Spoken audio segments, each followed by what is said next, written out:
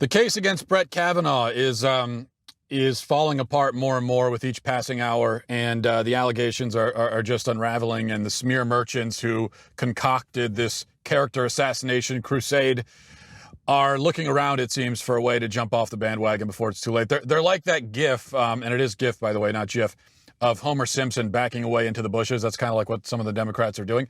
I think when you look at everything that's happened, when you look at everything that's happened with this Brett Kavanaugh thing, you see all of the problems with the Me2 movement kind of encapsulated in this one thing. Now, all of those problems, and they're very significant problems with the Me2 movement, they didn't just rear their ugly head for the first time this week. They've been there all along. But if somehow you never noticed them before, I think now anyone with two brain cells can see.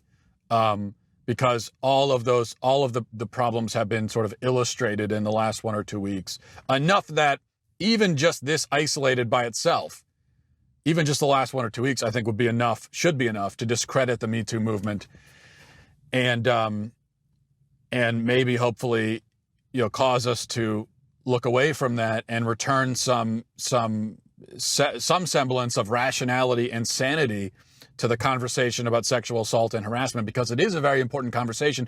And that's precisely my problem with the Me Too movement, is that the Me Too movement has ended the conversation about, it didn't start the conversation, it hasn't enhanced the conversation or facilitated it. It has ended the conversation because we're not allowed to have a conversation anymore about it with the Me Too movement. Now there's a narrative, and all you're allowed to do is stick to the narrative. You're not allowed to actually, ask any questions or make any points or anything like that. So hopefully now most of us can see that. In fact, I think not just from the last 2 weeks, but in general, I think there are at least 6 significant problems with the Me Too movement and 6 good reasons why it should end. Which isn't to say that our opposition to sexual assault should end, because I don't know about you, I've always been opposed to it. I didn't need the Me Too movement to tell me to be opposed to sexual assault. I've always been opposed to it from the beginning. So I'm not saying that should end, but this thing called the Me Too movement should end, and I'll give you 6 reasons for that. Number 1, Me Too does not allow sexual assault allegations to be evaluated on a case-by-case basis. So the first and biggest problem with the Me Too movement is that it is a movement. And because of Me Too, every alleged instance of sexual impropriety is lumped with every other alleged instance, and they're all kind of mixed together into this stew. And each separate allegation is then not seen as a separate allegation, but as an element or ingredient in this stew. And that's a pretty big problem. If we're going to get to the truth of any particular case, and if we're going to be fair to the accuser and fair to the accused, we cannot look at each case as another plot point in an overall narrative. We cannot see, Brett Kavanaugh. We can't see Brett Kavanaugh in the context of this movement or this narrative. You have to look at Brett Kavanaugh as an individual person, and Christine Ford's an individual person, and their case is an individual case. That's how it has to be evaluated. Brett Kavanaugh is not just the man character accused of abusing the woman character, as if these are just broad sort of archetypes. No, he's an individual person, and she's an individual person, and their situation is an individual situation, which has absolutely no relationship to Harvey Weinstein or Bill Cosby or any other famous pervert. It's got no relationship whatsoever. They're not connected even a little bit. So when you say Me Too, when you say, oh, well, this is Brett Kavanaugh's Me Too thing, you have just taken him and put him alongside all these other guys. When this is not some conspiracy among all of them, okay? He's a completely separate situation. This week I've heard several women say in the media, in fact, one of Christine Ford's friends was interviewed by CNN last night, and she has no knowledge whatsoever of this situation, which actually should tell you something. The fact that she's a friend of Christine Ford, had never heard about this before.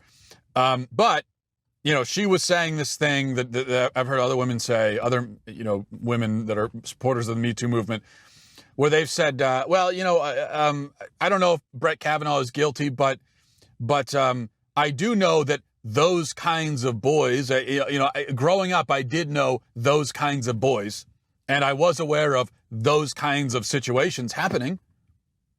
But see, that, I'm sorry that you knew those kinds of boys. If we're talking about those kinds of boys as in rapists, and if you knew about those kinds of situations, I'm sorry, that's unfortunate. I'm sorry that you grew up around those kinds of boys. But see, that's not how that's the problem. We can't look at this situation through that lens. Brett Kavanaugh is not he's not a kind of person. He's just a person. And this thing, if it happened, which I don't think it did, is not a kind of thing. It's a thing. We're dealing with specific people and specific circumstances. It is impossible to be objective and rational if we're looking at it through a narrative lens. If we're looking at it, oh, well, he's just that kind, and this is that kind of situation. No, that's not right. Second thing, the second problem with Me2. Me2 does not acknowledge the possibility that women can lie. As we have established, it is a problem when we start making movements and narratives out of our opposition to sexual assault. Like, we're all opposed to sexual assault, fine. But when you make that into a movement, when you make it into a narrative, it's a problem. And it's even more a problem in this case when you consider what the narrative is telling us, namely that women don't lie about these kinds of things. Believe women is what the Me Too crusaders shout. They say, believe women. Well, no, I don't believe women. I got news for you. I don't believe women. I don't believe men either. I believe individual people, regardless of their gender, if there are good and empirical reasons to believe them. So no, I don't have a blanket policy of believing women any more than I have a blanket policy of believing men. Or a blanket policy of believing, people with brown hair. It just doesn't make it. That has no bearing. Their biological sex and their demographic has no bearing on whether or not they're lying. So it's just the stupidest thing in the world to say, believe women. What do you mean? But women lie, just like men lie. Men and women, all people lie. So if you're going to say, well, women don't lie, well, of course they lie. Everyone lies. Now, whether or not a particular woman has lied about this particular thing, well, now we got to look at the situation and come to that determination. But you can't have any blanket assumptions about which gender is more likely to lie. It just doesn't make any sense. So when you say, and I've also been told, I saw someone on Facebook link to an article, and the title of the article is "Women Don't Lie About Rape." Well, I may as well say that men don't rape. Just because most men would never rape doesn't mean that any specific man who was accused of rape didn't rape. Just because most women would lie about rape, that doesn't mean that every single woman who says that she was raped isn't lying. See, this is a very obvious point that the Me Too movement has intentionally obscured. You know what it is? It's This is what it is. I'll tell you, it's dogma. Okay? When you have movements, when you have ideological movements, what you end up with is dogmas. You end up with essentially points of doctrine. And you just, with something like this, you cannot go into it with a dogma or with a doctrine. And so one of the doctrines of the Me Too movement is that women don't lie, which is insane, first of all. But obviously, when that's your doctrine, there's no way for you to, you can't analyze the situation. You're not analyzing it. What you're doing is you're just taking it and you're applying your doctrine to it, and you're making a proclamation. Number 3, Me Too equates every kind of sexual misdeed with every other kind. And so we've already talked about how, the Me Too movement equates all different men, equates every kind of man with every other kind. Just all accused men are lumped together and equated with each other, so that happens. But then also every kind of accusation, every kind of alleged sexual impropriety is lumped and mixed together with every other. So that a woman who alleges actual rape is mixed with women alleging inappropriate comments, or alleging that a man groped them, or alleging that a man came on to them too aggressively, or that a man made awkward attempts at flirting. You know, all of these very, very different sorts of things are put together, and the Me Too movement mixes them all together. Again, there's that stew, and this is just another. This is me. I'm mixing the stew right now. If you're not, that's what this is. This is the Me Too stew. But all of these things are mixed together in the stew, and it just, so you can't make any sense of it. But they don't belong. You know, rape is one thing. So you've got, like, on the spectrum, you've got rape over here. It's obviously the worst kind of sexual abuse, one of the worst things in the world that exists. And so you've got that, and then way down over there, you've got, like, inappropriate comment, or a man clumsily trying to come on to a woman or flirt with her. You know, so that's all the way over there. And in fact, they're not even really part of the same spectrum. To say, you know, to put them on a spectrum at all is to insinuate that, well, if a man is flirting with a woman, he's only a few steps away from rape, as if that will logically lead to that, which it doesn't. So there actually is no spectrum in between these things. There's that, and then there's a wide cavern, a gulf, and then over there you've got flirting. The problem with the Me Too movement is that they have created this spectrum, and they've put all these things onto it. And then they've also kind of bunched them together so that they're almost indistinguishable. So that's a problem. Number four, I should say. I don't know how to count. Number four, the Me Too movement is tainted by politics. Now, it's true that they've gone after liberal men in Hollywood, so give them credit for that. But it is, they've also mostly left alone liberal men in politics. And so, obviously, with this Kavanaugh thing, this is 100% politically motivated. And once, you know, when you claim that you're on a crusade against sexual assault, once it becomes apparent that your crusade is politically motivated, well, then the crusade is completely discredited.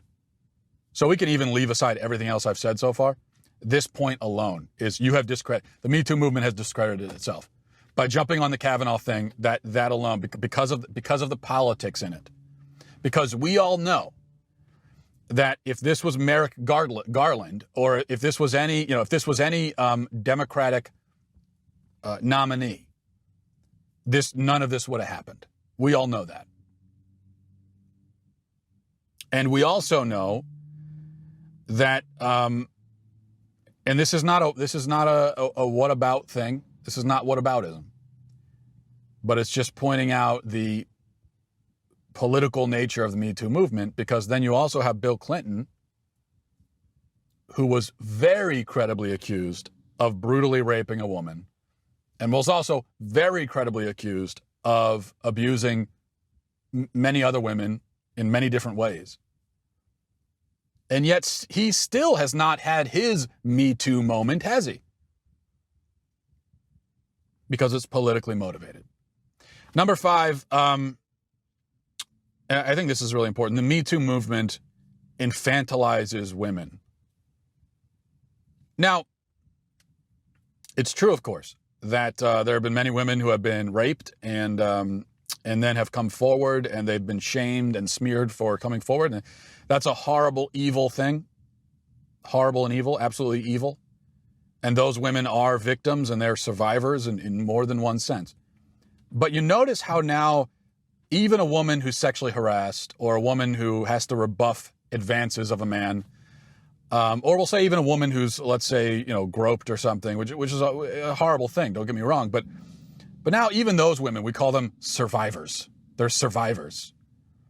Dennis Prager wrote a column, I think it was in the National Review yesterday, where he made the point that, like, it used to be survivor meant that you survived the Holocaust. Okay, survivor meant that you survived, cancer or something.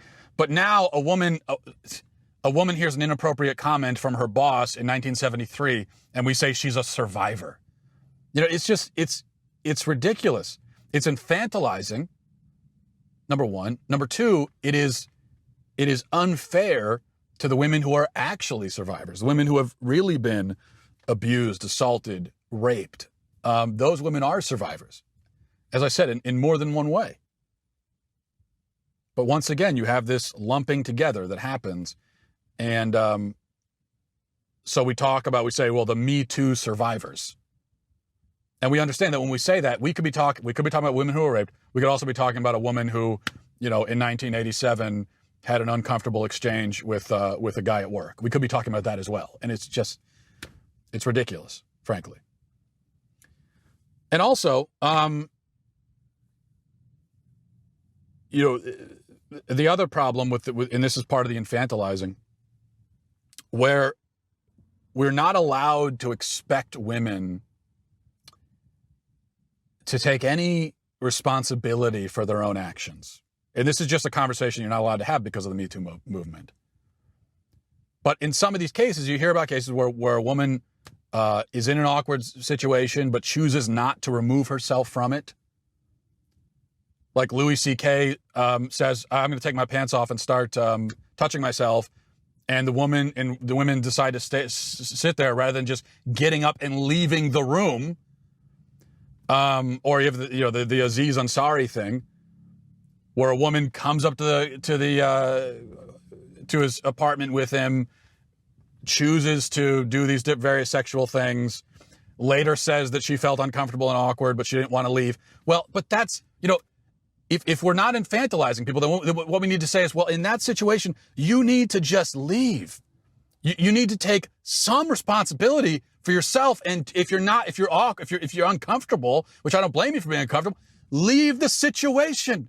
But because of the Me Too movement, we're not allowed, what I'm saying right now, I'm not allowed to say it, even though we all know it's true, because we all think the same things. When you hear some of these cases and you think, well, why didn't you leave?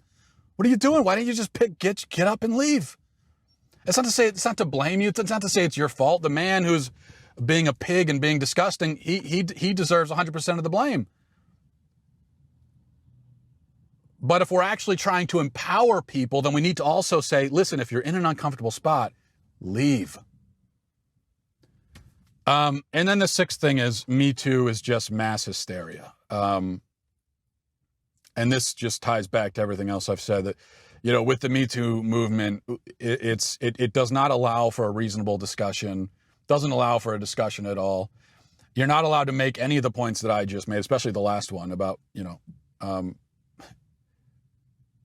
about taking responsibility and being accountable for your actions. You're not allowed to say that.